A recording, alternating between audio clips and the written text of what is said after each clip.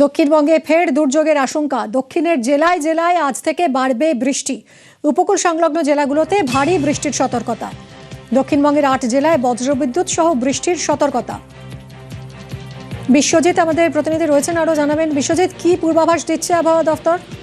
দেখো, বঙ্গোপসাগরে একটি ঘূর্ণাবর্ত রয়েছে এবং আগামী 24 ঘন্টায় এই ঘূর্ণাবর্ত নিম্নচাপে পরিণত হবে মূলত উত্তর পশ্চিম বঙ্গোপসাগর এবং সংলগ্ন উত্তর ওড়িশা এবং গাঙ্গেয় পশ্চিমবঙ্গের উপকূল।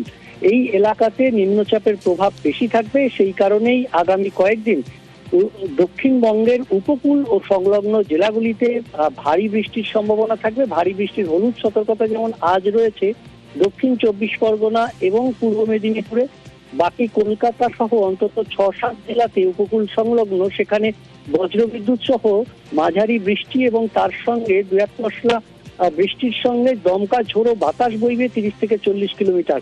আগামী শুক্রবার পর্যন্ত এই পরিস্থিতি বজায় থাকবে, অর্থাৎ উপকূলের বেশ কিছু জেলাতে বিক্ষিপ্তভাবে ভারী বৃষ্টির হলুদ সতর্কতা।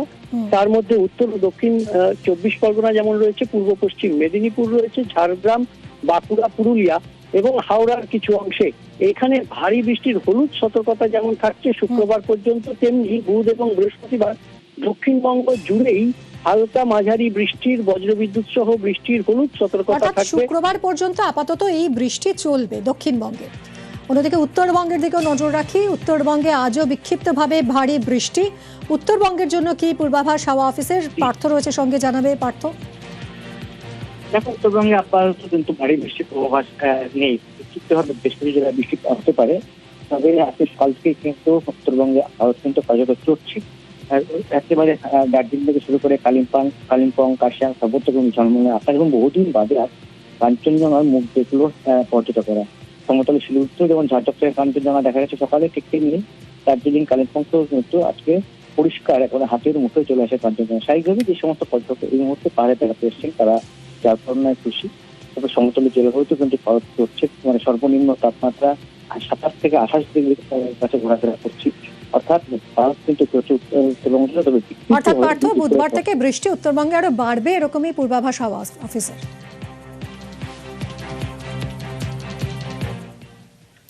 কাল রাতের বৃষ্টিতে থই থই পাতিপুকুর আন্ডারপাস, জলমগ্ন লেকটাউন থেকে আরজিকরের রাস্তা। আন্ডারপাসের একদিকের লেন বন্ধ রাখা হয়েছে। আন্ডারপাস জলমগ্ন হওয়ায় তীব্র যানজট। পাতিপুকুর আন্ডারপাস জল থই থই অবস্থা। গত রাতে ভারী বৃষ্টি আর সেই বৃষ্টিতে একেবারে জল থই থই অবস্থা পাতিপুকুর আন্ডারপাসে। জলমগ্ন লেকটাউন থেকে আরজিকর যাওয়ার রাস্তা। আন্ডারপাসের একদিকের লেন বন্ধ, তীব্র যানজট তৈরি হয়েছে।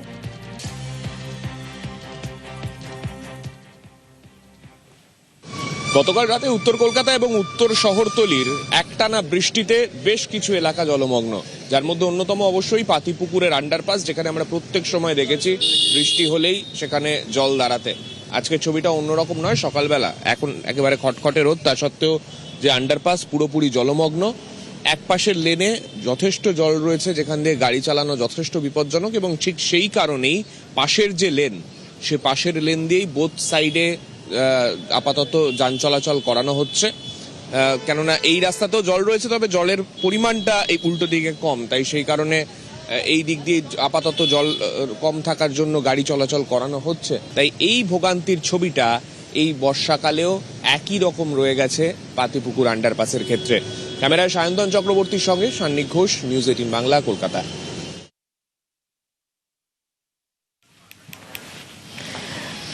রাতের বৃষ্টিতে থই থই দশা পাতিপুকুর আন্ডারপাসের। দেখুন কি কতটা জল জমেছে। একটা মোটর বাইক অর্ধেকের বেশি প্রায় ডুবে গেছে। জলমগ্ন লেকটাউন থেকে আরজিকর যাওয়ার রাস্তা, একদিকের লেন বন্ধ রাখা হয়েছে, ফলে তীব্র যানজট।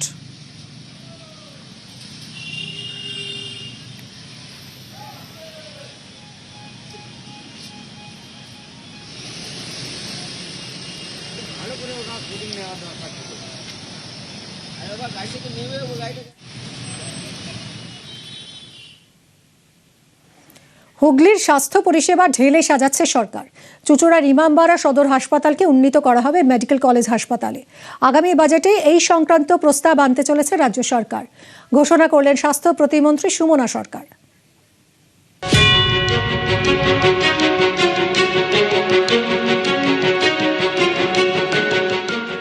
হাঁসের প্রিয় গুগলি, পর্তুগিজদের হুগলি। গুণের প্রিয় তানপুরা, ওলন্দাজদের চিনসুরা। ঐতিহাসিক জনপদ হুগলি জেলার চুচুড়া।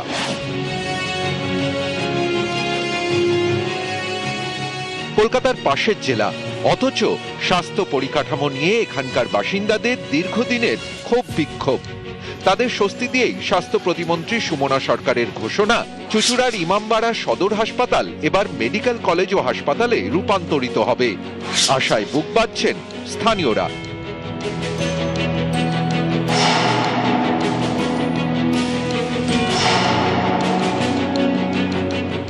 আমাদের দীর্ঘদিনের চাওয়া পাওয়া বলতে পারেন। আমাদের আশা ছিল যে এটা আমাদের হবে, যেহেতু জেলা ভাগ হয়েছে, আরামবাগ জেলা এবং হুগলি জেলা আমাদের জেলায় নেই। সবাই আমরা চেয়েছিলাম যে চুচুড়াতে ওটা আমাদের মেডিকেল কলেজ হসপিটাল হোক। তো সেটা গতকালকে আমাদের অনারেবল সিএম ওনাকে জানানো হয়েছে, উনি সেটাকে পারমিশন দিয়েছেন। উনি বলেছেন হ্যাঁ ওটা করে দেওয়া হবে। তো এটা আমাদের কাছে অনেক বড় পাওয়া। হুগলি জেলার বিস্তীর্ণ এলাকার মানুষের ভরসা একমাত্র ইমামবাড়া সদর হাসপাতাল। 2016-তে রাজ্য সরকারের স্বাস্থ্য সম্মানও পায় এই হাসপাতাল। ঠিকঠাক পরিষেবাই মেলে না বলে অভিযোগ। এলাকাবাসীর দাবি, প্রয়োজনের তুলনায় ডাক্তার কম, নিউরো, নেফ্রো কিংবা কার্ডিওর মতো গুরুত্বপূর্ণ বিভাগ নেই।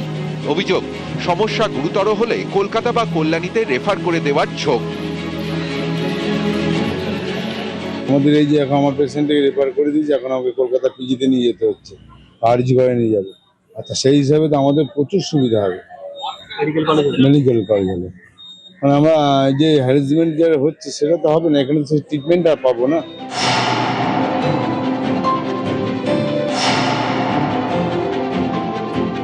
এটা যদি আমরা বর্ধমান এবং কলকাতার মধ্যবর্তী জায়গা ধরি, তাহলে আমাদের এদিকে কলকাতা, ওদিকে বর্ধমান, মাঝামাঝি কোনো মেডিকেল কলেজ নেই। আমরা এটা বহুদিন ধরে সাধারণ মানুষ দাবি রেখেছে, এটা যে আরো আগে হওয়া উচিত ছিল। এখন সরকার, নতুন সরকার পশ্চিমবঙ্গের প্রস্তাব রেখেছেন, এটা বাস্তবায়িত করুন, এটাই আশা করব। সমস্ত অধিবাসীবৃন্দই উপকৃত হবেন স্বাভাবিকভাবে। মেডিকেল কলেজ যদি হয়, সাধারণ মানুষের প্রচুর উপকার হবে এবং আমি এই সরকারকে ধন্যবাদ জানাবো এইরকম প্রস্তাব নেওয়ার জন্য। মেডিকেল কলেজ হয় অনেক ভালো হবে, অনেক স্বাস্থ্য উন্নতি হবে, অনেক উন্নতি হবে, অনেক পরিষেবা পাওয়া যাবে। হ্যাঁ, আমাদের এখানে সব রকম ব্যবস্থা নেই, অনেক ডাক্তারই নেই, আমরা জানি।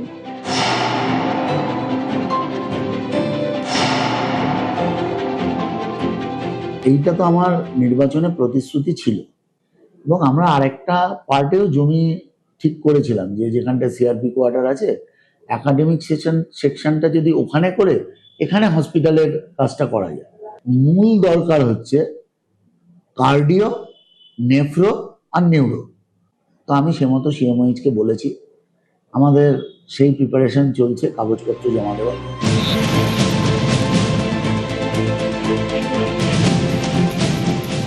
ইমামবাড়া সদর হাসপাতাল যদি মেডিকেল কলেজ হয় তাহলে খুব ভালো হয়। তাতে যে রেফার করে দেওয়া হয় বিভিন্ন সময় বা বিভিন্ন ট্রিটমেন্টের জন্য বাইরে নিয়ে যেতে হয়, সেই ক্ষেত্রে অনেকটাই সুবিধা হবে। একই জায়গায় সব জিনিসটাও এবং এলাকাও অনেকটা ডেভেলপ হবে।